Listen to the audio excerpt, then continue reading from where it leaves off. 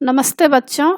आज मैं आप लोगों को क्लास 8 बसंत भाग 3 का पाठ बाज और सांप इसका मैं एमसीक्यू पढ़ाने जा रही हूँ, क्योंकि बच्चों इस बार आप लोगों को एमसीक्यू भी एग्जाम में पूछने वाले हैं। और इससे पहले बच्चों मैं आपके क्लास बसंत भाग 3 क्लास 8 का बहुत सारे चैप्टर का लगभग सारे चैप्टर का मैं एमसीक्यू पढ़ा चुकी हूँ और फुल एक्सप्लेनेशन बहुत ही समझा कर मैं पढ़ाई हूँ। क्वेश्चन आंसर और समरी इसको भी मैं पढ़ा चुकी हूँ। अक्सर बच्चे क्वेश्चन आंसर मेरा नहीं देख पा रहे हैं, आप लोगों को देखना चाहिए क्वेश्चन आंसर। और वैसा ही क्वेश्चन आंसर अगर कोई दूसरे बनाते हैं तो उस पर बच्चे लोग ज़्यादा देखना चाहते हैं, तो आपको मैं जो भी प्रश्न उत्तर बताई हूँ बहुत ही सोच समझ कर सब बनाया गया है, बहुत ही अच्छी तरह से एग्ज़ाम में अच्छे मार्क्स आएंगे। तो आप उन सब को देखने के लिए ऊपर दिए गए आई बटन पर क्लिक करके देख सकते हैं, या नीचे दिए गए डिस्क्रिप्शन बॉक्स में देख सकते हैं, या प्लेलिस्ट में जाकर आप देख सकते हैं। एक एक चैप्टर जो क्लास 8 का है वह बहुत ही अच्छी तरह मैं समझा कर पढ़ाई हूँ, तो आप ज़रूर उस चैनल को देवजनागरी चैनल को आप देखिएगा। चैप्टर जो भी आपका चैप्टर है सब का समाधान उसमें मिल जाएगा और कोई भी दिक्कत नहीं आएगी आपको। और बच्चों आप मुझे फेसबुक और इंस्टाग्राम ट्विटर पर भी फॉलो कर सकते हैं। तो अभी हम लोग बाज और सांप इसका एमसीक्यू पढ़ेंगे। पहला प्रश्न है, सांप और बाज पाठ के लेखक निम्नलिखित में से कौन है? क प्रदीप तिवारी, ख राम कुमार वर्मा, ग निर्मल वर्मा, घ महादेवी वर्मा। तो सांप और बाज पाठ के लेखक कौन है? इसका उत्तर है ख राम कुमार वर्मा। दूसरा प्रश्न है, सांप पर्वत की अंधेरी गुफा में रहता था, यह गुफा निम्नलिखित में से कहाँ था? क समुद्र के किनारे, ख घाटी के किनारे, ग नदी के किनारे, घ झील के किनारे। तो सांप पर्वत की अंधेरी गुफा में रहता था, यह गुफा निम्नलिखित में से कहाँ थी? तो उत्तर आपको है घ झील के किनारे थी। और तीसरा है, पाठ के आधार पर बताइए कि नदी निम्नलिखित में से कहाँ बहती थी? क मैदानी भागों में, ख शहर के एक किनारे पर, ग पर्वत के किनारे, घ पर्वत की अंधेरी घाटियों में। तो पाठ के आधार पर बताइए नदी निम्नलिखित में से कहाँ बहती थी? इसका सही उत्तर है क मैदानी भागों में। चौथा प्रश्न है, दूध के समान सफेद झाग कहाँ दिखाई देते थे? क जहाँ नदी पर्वत से गिरती थी, ख जहाँ झरना गिरता था, ग जहाँ सागर और नदी मिलते थे, घ जहाँ नदी पर्वत को छूती थी। तो दूध के समान सफेद झाग कहाँ दिखाई देते थे? इसका सही उत्तर है घ जहाँ नदी पर्वत को छूती थी। पांचवा प्रश्न है, एक दिन अचानक खून से लथपथ बाज कहाँ आ गिरा? क समुद्र में, ख गुफा में, ग नदी में, घ मैदान में। तो एक दिन अचानक खून से लथपथ बाज कहाँ आ गिरा? इसका सही उत्तर है घ मैदान में। छठा प्रश्न है, घायल बाज को देखकर सांप ने उससे क्या कहा? पाठ के आधार पर बताइए। क क्यों भाई इतनी चोट कहाँ खाई? ख क्यों भाई किससे लड़कर आ रहे हो? ग क्यों भाई इतनी जल्दी मरने की तैयारी कर ली? घ इनमें से कोई नहीं। तो घायल बाज को देखकर सांप ने उससे क्या कहा? पाठ के आधार पर बताइए। तो इसका उत्तर है 6 का उत्तर नीचे भी देख सकते हैं। 6 नंबर का उत्तर ख है, तो 6 नंबर का उत्तर यहाँ देखते हैं ख होगा। क्यों भाई किससे लड़कर आ रहे हो? सातवां प्रश्न, सांप की बातें सुनकर बाज ने करुण चीख में निम्नलिखित में से क्या कहा? क आह काश मैं सिर्फ एक बार आकाश में उड़ पाता।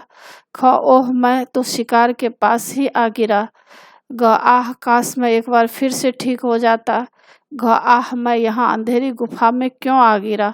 तो सांप की बातें सुनकर बाज ने करुण चीख में निम्नलिखित में से क्या कहा? इसका उत्तर है घ आह मैं यहाँ अंधेरी गुफा में क्यों आ गिरा। आठवां प्रश्न है, बाज की करुण चीख सुनकर सांप के मन पर क्षण भर के लिए क्या प्रभाव पड़ा? क सांप का मन द्रवित हो उठा। ख बाज के प्रति घृणा जाग उठी। ग बाज से बदला लेने की भावना जाग उठी। घ उसके मन में उस आकाश के प्रति इच्छा जाग उठी। तो बाज की करुण चीख सुनकर सांप के मन पर क्षण भर के लिए क्या प्रभाव पड़ा? इसका उत्तर है क सांप का मन द्रवित हो उठा। 9 नंबर प्रश्न है, बाज का पत्थर सा शरीर नदी में जा गिरा, ऐसा क्यों? क, बाज मर चुका था। ख, बाज के पंखों में उसका शरीर संभालने की शक्ति नहीं थी। ग, बाज नदी में नहाना चाहता था। और घ, सांप ने उसे नदी में धक्का दे दिया। तो बाज का पत्थर सा शरीर नदी में जा गिरा, ऐसा क्यों? तो 9 नंबर प्रश्न का उत्तर आप देख सकते हैं। 9 नंबर प्रश्न का उत्तर है ग, बाज नदी में नहाना चाहता था। ऐसा तो नहीं हो सकता, इसका उत्तर ये प्रिंट मिस्टेक हो गया है। ऐसा लग रहा है इसका उत्तर है, बाज के पंखों में उसका शरीर संभालने की शक्ति नहीं थी, ऐसा होगा, ख नंबर होगा। और 10 नंबर आप देख सकते हैं, पाठ में बाज निम्नलिखित में से किसका प्रतीक है? क, साहस एवं वीरता का। ख, हार मान लेने वालों का। ग, असहाय प्राणी का। घ, शत्रुओं को पीठ दिखाने वालों को। तो पाठ में बाज निम्नलिखित में से किसका प्रतीक है? इसका उत्तर है क, साहस एवं वीरता का प्रतीक है। 11 नंबर है, लहरों का गीत निम्नलिखित में से किसके लिए था? किसके लिए था? क, जिनका शरीर नदी में प्रवाहित किया जाता है। ख, जो जीवन भर नदी में नहाते हैं। ग, किनारे पर बसने वालों के लिए। घ, जो मरकर भी मृत्यु से नहीं डरते हैं। तो लहरों का गीत 11 नंबर देख लेते हैं। 11 नंबर का ख उत्तर है। लहरों का गीत निम्नलिखित में से किसके लिए था? यह भी प्रिंटिंग मिस्टेक है। इसका उत्तर होगा घ, जो मरकर भी मृत्यु से नहीं डरते हैं। तो लहरें जो है इसके लिए गीत गाया था। मुझे पूरा मालूम है, मैं पाठ पढ़ी हूँ। तो लहरों का गीत निम्नलिखित में से किसके लिए था? इसका उत्तर है घ, जो मरकर भी मृत्यु से नहीं डरते हैं। 12 नंबर है, उसकी छाती पर कितने ही जख्मों के निशान थे? रेखांकित पद में कौन सा कारक है?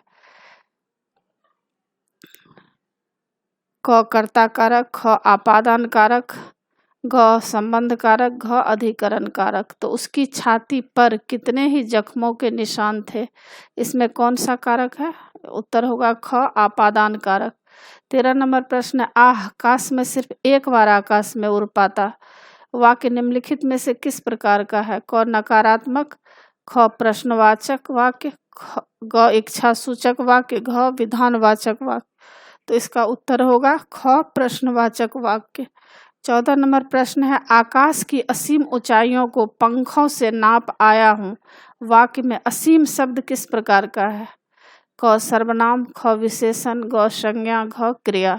तो आकाश की असीम ऊंचाइयों को पंखों से नाप आया हूँ, वाक्य में असीम शब्द किस प्रकार का है? उत्तर होगा यह संज्ञा शब्द है। 15 नंबर है, पत्थर सा उसका शरीर लुढ़कता हुआ नदी में जा गिरा। वाक्य में लुढ़कता हुआ किस प्रकार का वाक्य है? क, रीतिवाचक क्रिया विशेषण।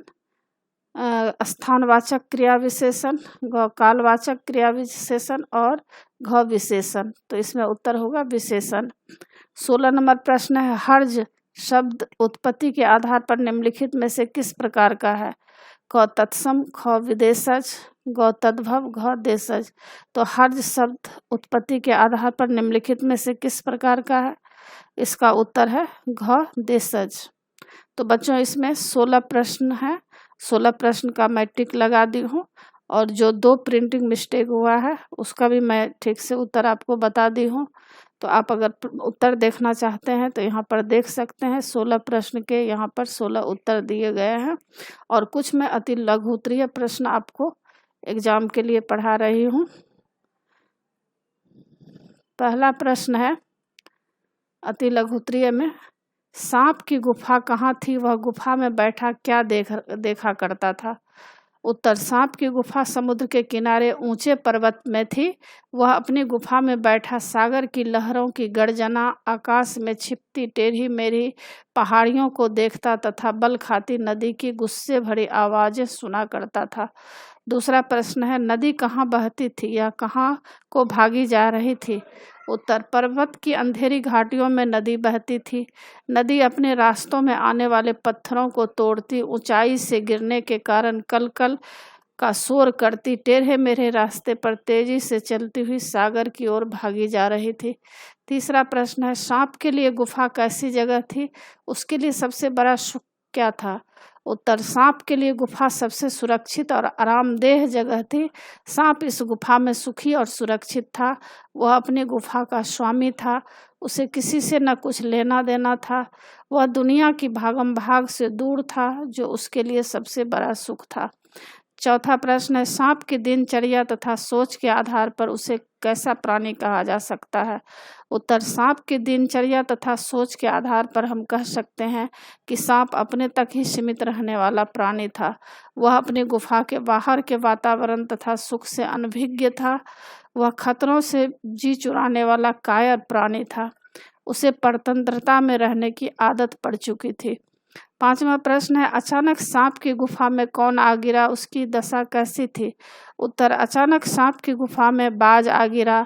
उसकी छाती पर अनेक घाव थे। उसके पंख टूटे तथा नाखून में सने हुए थे। वह अधमरा सा होकर जोर जोर से हाँफ रहा था। छठा प्रश्न है, अपने सामने गिरे बाज को देखकर सांप की क्या दशा हुई? उत्तर, अपने सामने गिरे बाज को देखकर सांप डर के मारे कोने में सिकुड़ गया, क्योंकि सांप और बाज में स्वाभाविक शत्रुता होती है। वह सोच रहा था कि बाज उसका अहित न कर दे। उसे मरणासन्न देखकर उसकी हिम्मत बंध गई।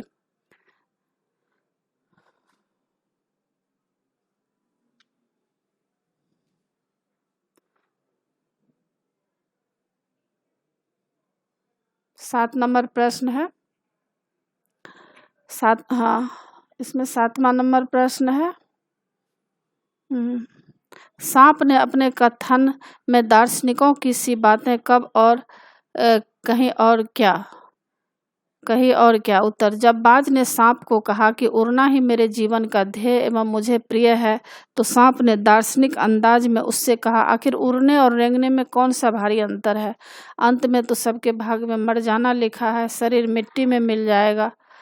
और 8वां प्रश्न है, बाज ने सांप की गुफा को अपने रहने के उपयुक्त क्यों नहीं पाया? उत्तर है, बाज ने सांप की गुफा में देखा कि चट्टानों में पड़ी दरारें से गुफा में पानी टपक रहा है। गुफा में अंधेरा और सीलन है, जिससे दुर्गंध आ रही है। ऐसी दुर्गंध जैसे कोई चीज बरसों से पड़ी पड़ी सड़ गई हो। और 9 नंबर प्रश्न है, मरते समय बाज को उड़ने के लिए किस प्रकार उत्साहित किया? उत्तर, सांप ने देखा कि घायल बाज अब भी उड़ने के लिए लालायित है, तो उसने बाज से कहा कि यदि तुम्हें आकाश में उड़ना इतना ही प्रिय है, तो हिम्मत करके चट्टान के किनारे जाकर उड़ने का प्रयास क्यों नहीं करते? शायद तुम उड़ सकोगे। तो इसी के साथ बच्चों पाठ की समाप्ति होती है। आशा है आप लोगों को सारा पाठ समझ में आ गया होगा। एग्जाम के लिए अच्छी तरह तैयार कर लीजिएगा। और बच्चों, आप मेरे चैनल देवज नागरी को ज़रूर सब्सक्राइब कीजिएगा, और सब्सक्राइब के बगल में बेल आइकन बटन है, उसे क्लिक कीजिएगा, लाइक कीजिएगा और शेयर कीजिएगा। कमेंट्स ज़रूर कीजिएगा कि आपको यह पाठ कैसा लगा। नए पाठ के साथ फिर मैं मिलूँगी बच्चों। धन्यवाद।